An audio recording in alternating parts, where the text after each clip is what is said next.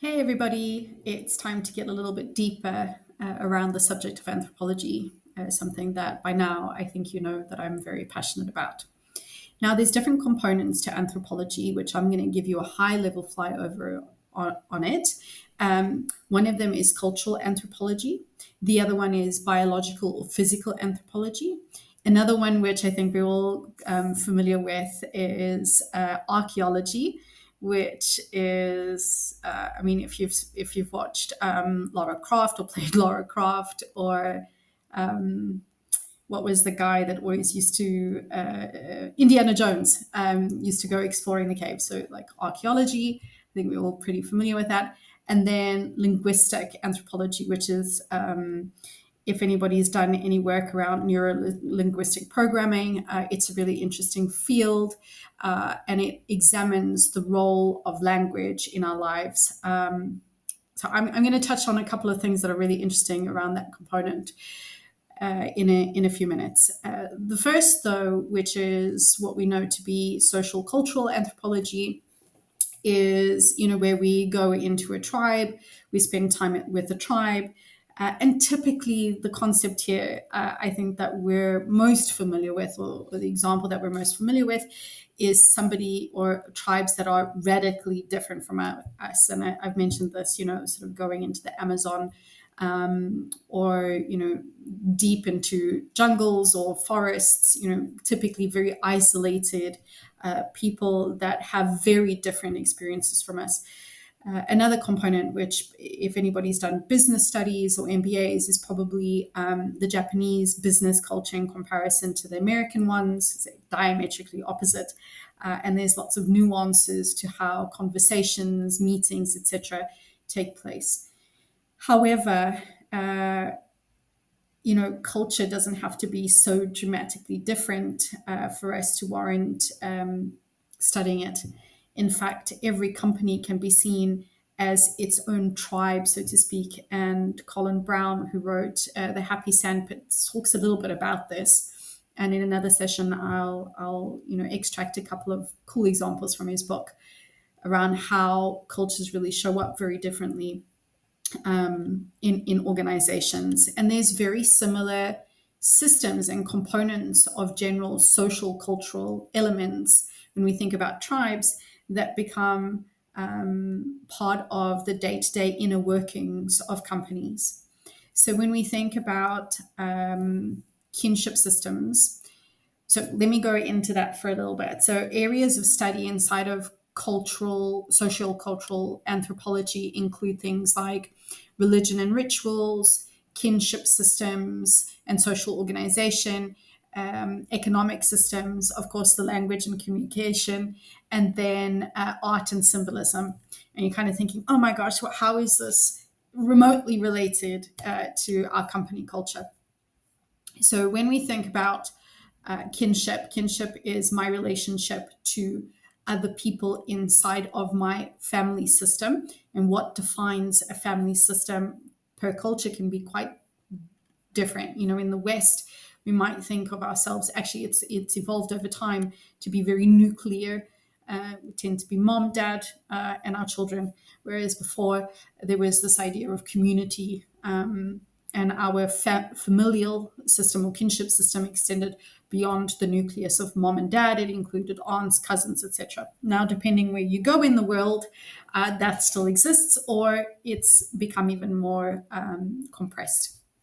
Now, when it comes to companies, think of hierarchies. Think of the family tree. So my parents, my parents' parents, my parents' parents' parents, and so it creates this family tree. Now, if you think of the family tree and hierarchical systems inside of organizations, you can begin to see there is some familiarity there.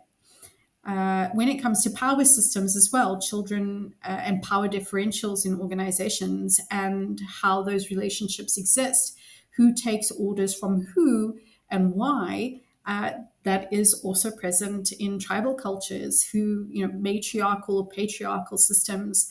And we see that more and more, and it's become quite a trending topic at the moment, which I'm not going to go into, otherwise we lose track. But you can begin to see the effects of socio-cultural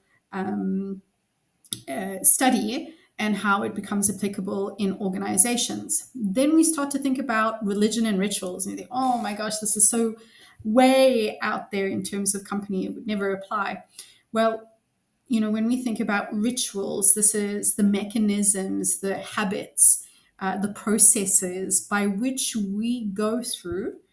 So, not necessarily if you leave the meaning of the ritual or the religion behind and you only look at the components of it, the things that make up that particular religion or that particular ritual for that tribe, and you begin to break it down into components, you can see that this exists inside of organizations. Processes can be likened to rituals. There is a particular process in which we follow or have to follow in order to get something done, and that can be seen as a kind of ritual within the organization. If we, to heighten our perspective a little bit, we think about rewards and recognition programs. These are also symbolic around what is important to the organization. So, what the organization or the company rewards is a way of celebration, and it becomes symbolic to people. There is symbolism that exists in the hierarchy, in the reward structures, in the rituals. And of course, every company has maybe generally the same thing, but there are nuances around each one. And it becomes very important for us as individuals to really see where we fit in. And a lot of the feeling that comes from a particular culture also comes from the way in which a message is communicated. So this is the very interesting thing around language and the importance of language and the words that we choose. They carry specific meaning for different people, and this is intoned then in those behaviors that we see inside of the organization. So, for instance, I've come across several examples where inside of a company you have a particular set of values, and these are words, right? But what do they really mean to the organization? So when we start to think within the cultural context, so we've got these values, which we need to define a particular set of behaviors that intone those values inside of the organization, that give meaning or bring to life, right? These can also be guideposts for decision making. And depending on how, and this is where language and communication and symbolism become quite important, because that is what intones that feeling to individuals. And a lot of it is assumed, remember. So we don't have each person has a particular perspective of what a word means. And so it becomes more and more important as we build this culture that meaning is conveyed through behavior as well as the language. And so, one of the things I forgot was economic systems. This is how we produce, distribute, and consume the goods and services inside of an organization. Now, I've been specifically looking, and my niche is really learning cultures, and recently really interesting to take a look at the economics of learning. So for a very long time, learning was pushed onto us inside of organizations. Compliance learning, you must learn because that is your permission to do your job. Whereas more recently, say over the past 5 years, we started to shift our thinking around learning, that it shouldn't be extrinsic. So it shouldn't be outside of us. It should be something that we motivate people to understand is important given the future world of work and AI and how change is so the velocity of change is increasing. And so how do we shift individuals to be intrinsically motivated to learn? And so we start to look at the culture of learning in organizations, and a component of that is the economics of it. So who's producing it, who's distributing it, who's consuming it, and what is the value and impact of that within the organization. So if we shift the model on its head and we say, okay, well, actually, individuals are the producers of learning. So we know best what we need to know, right? We understand very quickly where our gaps are in terms of what we know. And so we will go to search for learning. Now, ideally, you want to be able to distribute that learning within an environment, and there's some endorsement around it, and you want to reward particular behaviors. And we watch that in terms of the data and analytics. Whereas typically anthropologists would go out into the field and they would sit there and they would observe in person with that participant observation that I spoke about last time. In this day and age, a lot of the behavior actually comes off of platforms. So you can very quickly, the data analytics, right? It's very easy, or it begins to become very easy to see what people are doing, when they're doing it, how they're doing it. What we don't always have the answer to is why are they doing it in a particular way? And that brings me into one of the additional ways in which anthropologists collect information, which is qualitative research and ethnography. Now, ethnography is something that it's a primary method in terms of cultural anthropology, and it's really where we begin to immerse ourselves in the day-to-day lives. You will see this in some of the newer skill sets around user experience and user interface design and innovation, because it's when we really begin to observe, not make assumptions, but simply sit and observe the behavior of the people that we want to know more about, and we get really curious about them, that we can begin to see trends. And what I've learned is that what people say and what people do are often quite different. So we might say that we are very keen to learn and we're a learner at heart. When you observe that individual and how they operate in that world or in the world, learning is not that important. We can see that also in terms of organizational culture. And I find this particularly fascinating. We know more and more that learning and learning to learn and keeping up to date is something that will, at least we hope, ensure some relevancy for us in the future, again, because of the velocity of change. Yet, I find it fascinating that organizations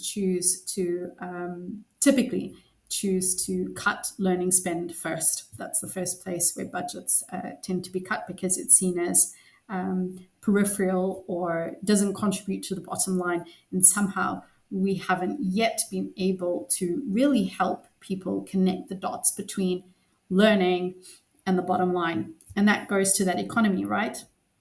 How do you create this economy of learning? So for me, I know if I want to get a job, if I want to get another client, I need to make sure that I am constantly ahead of the curve. I'm constantly refining and sharpening not just my breadth of skills, but also going deep in terms of subject matter expertise. And so how can we better create these economies? And I'm just using learning as an example, but anything in an organization. And actually that also falls within the components of anthropology, or components of sociocultural studies. And that's why we talk about culture eats strategy for breakfast, because there is the belief that strategy is inside or exists inside of all of the components that create a culture within an organization. So to summarize, we've got several different fields of anthropology. So these are cultural anthropology, one of my favorites. I absolutely love it. It's really interesting, but I like it specifically within organizational anthropology. And then there's biological physical. So this is the study of human evolution, genetics, primatology, that kind of stuff. Archaeology, think pyramids, excavations, artifacts, structures, and how people lived in the past. And then linguistic anthropology, which is the role of language, also really, really fascinating area of study. It's really interesting because I'm writing a book, and I'm on with a group of editors, and they're the way in which a language is formulated and created has such an impact on how we think. So the one gentleman was telling me, so a bit of an anecdotal story. He studies North American. He's from one of the Alaskan tribes in North America, and he was explaining that in their culture there is no, and in their language specifically, there is no I. There is no word I. There is no, and of course, if there is no word for I, that means the thought of I am a singular, I am my own identity, I am an individual, I'm a person with separation from everyone else. That concept actually doesn't exist. Their entire way of living and interacting with each other and speaking with each other is such that there is only we, us, them, they, community. There is no individuality, sense of individuality, which I find just the link between not having a particular word or way of describing something can have such an impact on how we live with each other, how we relate to each other, how we set up our structures, our governance structure. Can you imagine the impact that would have on, things like law, as an example? So really, really fascinating, and I hope that's prompted some thinking from you. And if you have any thoughts or your own stories to share, I would welcome to engage with you more. Have a wonderful day.